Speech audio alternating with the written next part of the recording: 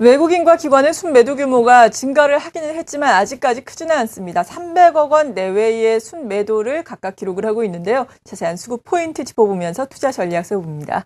SK증권 영업부 PIB센터의 김우식 차장입니다. 안녕하세요. 네, 안녕하십니까. 네, 오늘은 수급 포인트 어디에다 둘까요? 예, 오늘 수급 포인트는 중국으로 가겠는데요. 참 그 시장이 기댈 곳이 별로 없죠.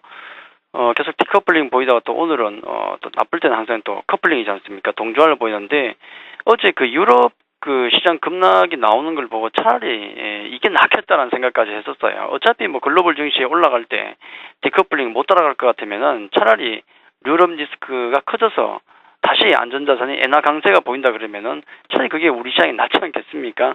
그런 생각을 할 만큼 우리가 그 기댈 만한 것이 많지 않은데 중국을 말씀드리는 것은 여러 가지 이유가 있죠. 1월 들어서 외국인 매도세가 뚜렷했는데 뭐 이런저런 악재들이 많았습니다. 그래서 매도가 많이 나왔는데 국적별로 본다 그러면은 뱅가드 이슈가 있는 미국계 자금이 한 1조 1천억 정도, 한 약 1조 2천억 정도가 빠져나갔고요. 1월에. 아마 이런 가능성은 뭐 좀 팔아야 될 게 많기 때문에 미국계 자금 같은 게 뱅가드 때문에 장보건 취소될 가능성이 높고 그 외에 보면은 또 영국계 자금 쪽에서 더 많이 나왔죠. 약 1조 5천억 정도가 매도가 있었는데 아마 이건 뭐 유럽 상황을 뭐 전체적으로 본다면 리스크가 발발된 게 또 뭐 어지지 않습니까? 그래서 유럽 리스크보다도 어떤 투기적인 자금들이 어떤 환율과 연계해서 급하게 좀 빠져나간 게 아닌가, 뭐 그런 추정을 좀 하고 있죠.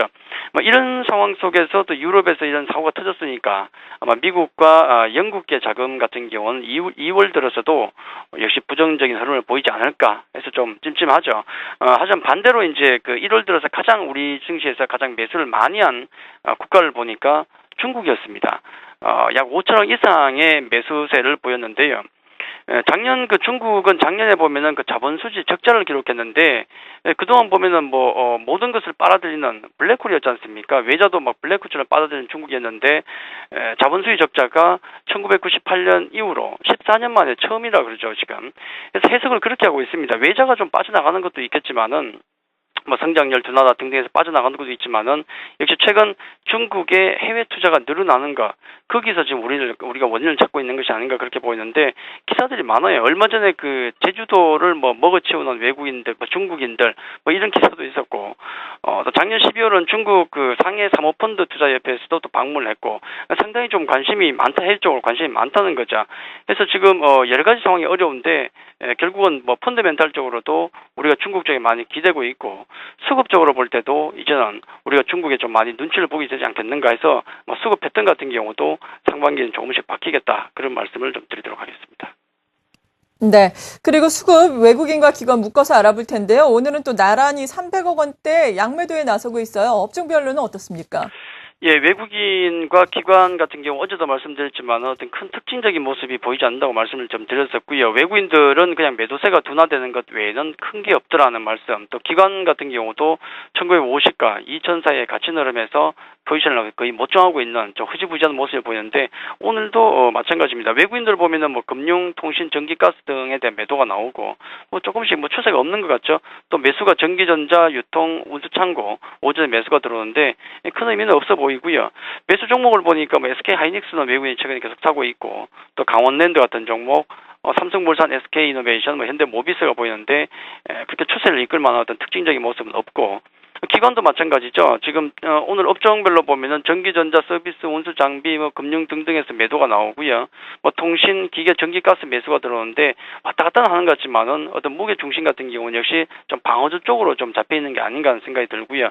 매수 종목을 보니까 역시 매생 변수는 좀 무관한 종목들이 많죠. 뭐 KT 같은 또 강원랜드 같은 두산 인프로카도 많이 빠졌는데 납부까지로 들어오는 것 같고요. 뭐 LG전자, 현대그린푸드 이런 종목 매수가 좀 들어오는 게 보이는데 외국인 기관 통틀어서 일단은 전혀 포지션을 못 정하고 있는 어떤 그런 구간이 들어와 있다 그렇게 말씀을 드리겠습니다. 네. 지금 종합주가지수 같은 경우에는 1937선까지 내려온 상황인데요. 그럼에도 불구하고 전반적인 투자 전략에는 별다른 변화는 없는 건가요? 어떻습니까? 지수 자체는 어떤 추가적인 어떤 급락이나 이런 게 나올 가능성은 적지 않을까 하는 생각이 듭니다. 왜냐하면 1950포인트 아래에서는 또 매수 세력들, 대기 세력들이 좀 많이 있거든요. 또 디커플링이 되어 왔었고 그렇기 때문에 전략 자체는 크게 바꿀 건 없고 뭐 가장 중요한 건 지금 움직이고 있는 종목군을 보면은 뭐 중국 관련주 내외는 내지는 환율 관련주 정도밖에 없습니다. 그래서 아마 환율이 가장 중요한 변수로서 앞으로 작용할 것이고요.